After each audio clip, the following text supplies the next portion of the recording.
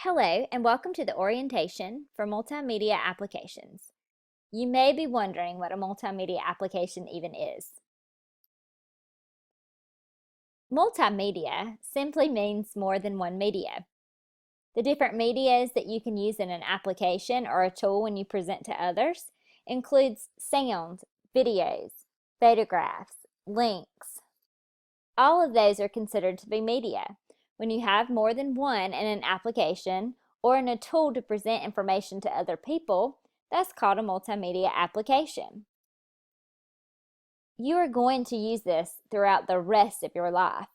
You are using it now, you will in college, and you also will whenever you get older. It's used a lot in the business world. I have included several different types of multimedia applications on my website, and I have tutorials to go with those. If you click on multimedia at the top and scroll down, you will see where it says tutorials. There are so many different ones to choose from on the internet. So if you do not like any of these, or if you have already completed a project with all of these applications, then you can go to Google and just put in presentation tools or multimedia applications, and tons of things will come up. People are always coming up with new ideas and new tools and new ways to present information to others. So this is something that's going to be around for a very long time. On our website, we have Prezi, Emaze, Powtoons, PowerPoint, and Google Slides. When you click on Google Slides, if you scroll over, there are 4 different types of tutorials. These tutorials go in the order of advancement. So tutorial 1 is going to be the easiest one. Just don't skip around and go in order because it adds on to your Google slide every time that it advances to another tutorial. Today I'm going to show you a Prezi that I created for a college assignment. Within this Prezi, there is sound. You can't hear the sound because I'm speaking over it, and it would not let me have 2 sounds going on at one time when I'm recording this screencast. But there is sound, so you can embed sound into a Prezi, and you can discuss the different slides.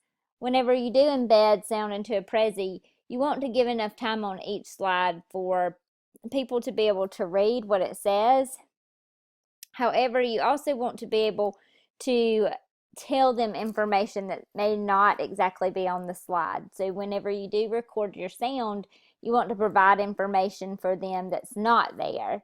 You can read some of the things that you've written down, but that's kind of boring at the same time. You want to make sure that you keep their interest. This is an example also of a video that's embedded into my Prezi. And then there are also 2 pictures here. And this was a college assignment that I had to do about how to use Google Classroom. But as you can see, there are different medias in the application, and the tool I used, of course, was Prezi.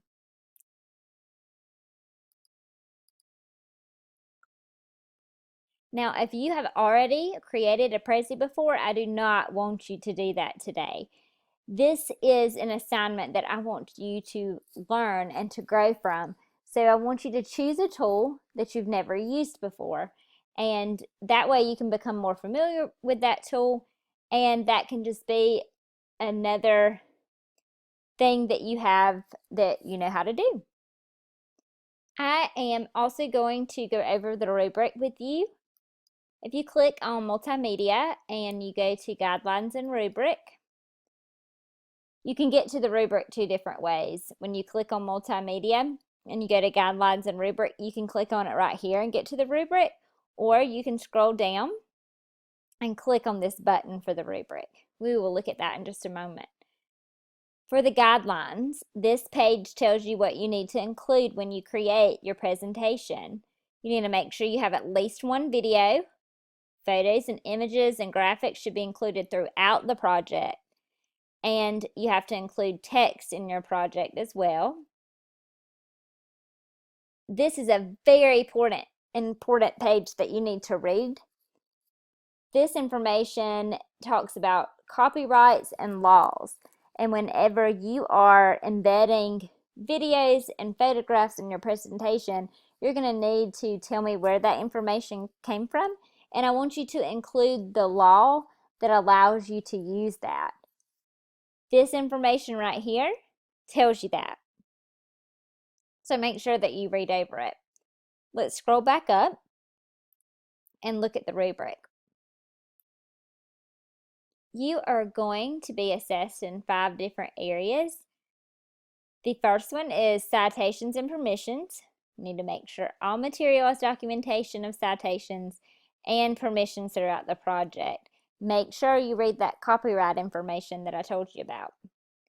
Project design, it displays all those medias that we talked about: videos, photographs, text, content knowledge.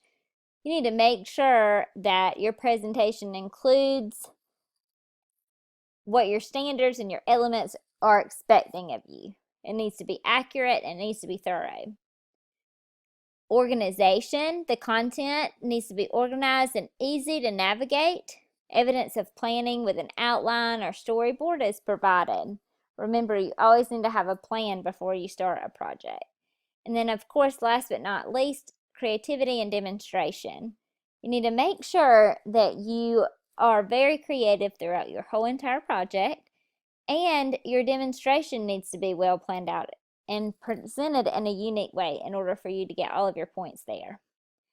Now, if you are in the unacceptable category, you're going to get 10 points each for that, 15 points each for acceptable, and then 20 points each for target.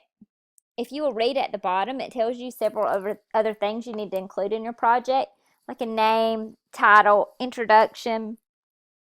You need to have a place listing the standards and the elements used in the project. You can get those from gastandards.org. You also need to make sure that you give credit for that resource if you do use it. And you need to log the time that you've used to create this project. I know you do this during science fair projects, and you also need to do it with this project as well. Now that we have reviewed the presentation rubric, you know what is expected of you.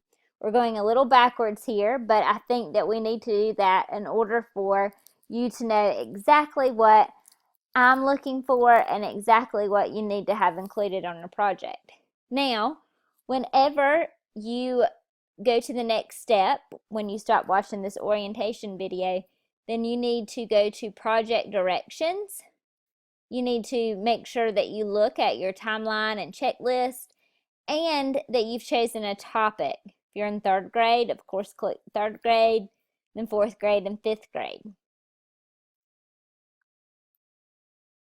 I think that about sums it up for our orientation. But just to review one more time, multimedia is more than one media, and you need to include more than one media on the tool that you decide. All the information you need can be found here.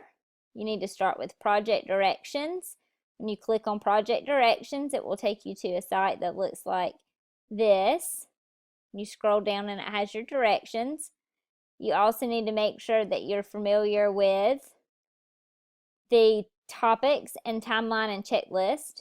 And then once you've decided multimedia or non-multimedia, then all the rest of your information is there.